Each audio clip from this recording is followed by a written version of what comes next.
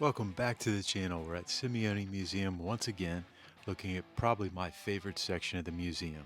This section of Le Mans racing cars here from the 60s, 70s, actually from the I'd say late 40s, 50s, 60s, and 70s. So a little bit of everything here. Right in front of me we have the legendary Porsche 917. We're going to look at the plaque here in a second. 1970. This car has a flat 12-cylinder engine, over 600 horsepower. It is mad. It is mad. It is insane. I'm sorry, 917. The 917 LH, 4.95 liter, 600 horsepower. Go ahead and pause this if you want to check out the plaque here. Incredible car. They say this car could hit 240 miles an hour. Incredibly fast. Incredibly fast. Hop in. Only 2,044 pounds. How about that? Second in Le Mans. Excuse me. So we've got tons of old Ferraris, super rare Ferraris in here, Jaguars, all types of stuff. Here's another look at the Porsche, and they drive these cars. Go out to a demo day at Simeone. They drive these cars. And here we go with the Ferrari, the blue seats. I love the blue seats, the red and the blue. Number 21.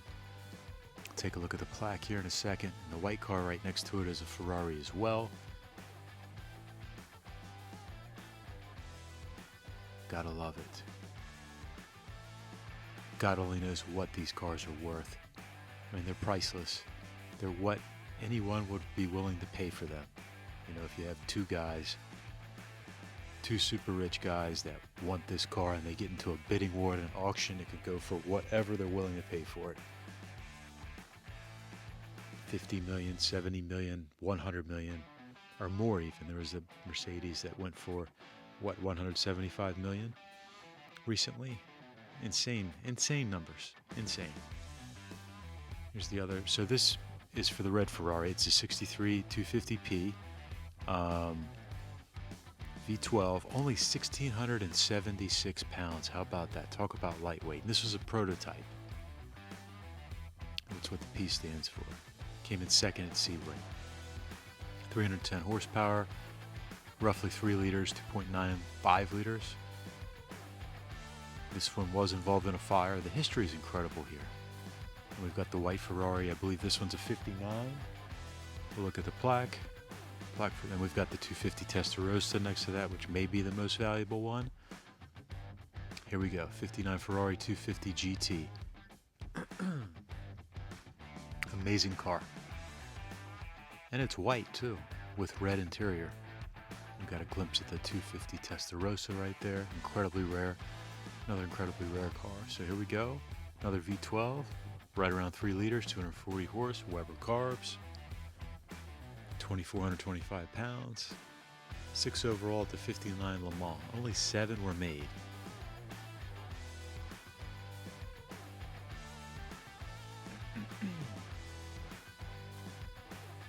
Beautiful.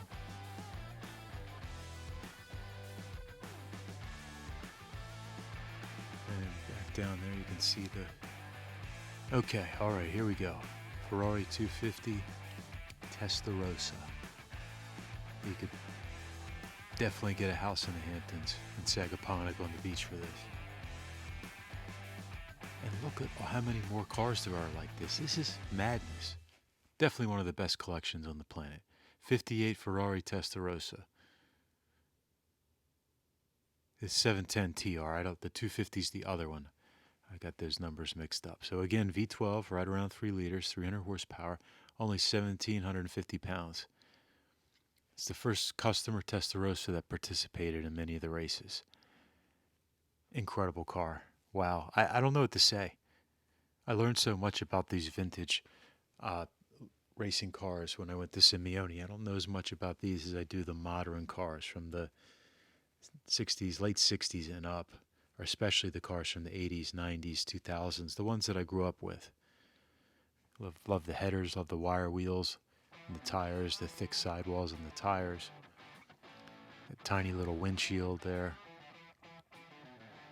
The Colombo V12 engine on the Ferraris from this era. And I think the Colombo V12 was through the 80s even with the like the Ferrari 412. Pretty wild. the same basic design of the block, I believe. So what are you guys taking out of those? Then we've got a Maserati here, an early Maserati, which I think is a beautiful design, way ahead of its time. Great color. It's a lighter red. See the Maserati Trident at the bottom there, the headlights. Very, very modern for its time. That beautiful Italian profile. See, these cars inspired so many designs, and they still do today. These cars still inspire many designs. Look at this, 56. How ahead of its time is that? 1956, 1,650 pounds, 260 horsepower, 3-liter inline six. Pretty damn good power. It raced at Le Mans in 56 and 57. Maybe one of the best looking Maseratis I've ever seen. Another Ferrari. Is this wild or what? I mean, come on. Where do we begin and where do we end with these cars? And what a display, you know? I mean, you have lots of incredible car collectors out there, lots of rich guys, you know, that just have like the most expensive stuff.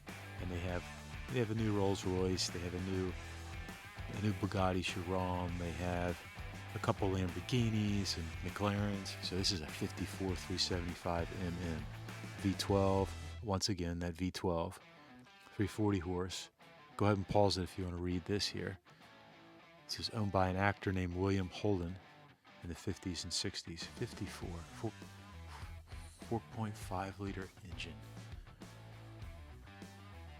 One of 12 375 double M Pininfarina Spiders. Incredibly rare once again. But what I was saying is this is an incredible collection. This is a museum full of the most iconic cars in the world. And it leaves me speechless.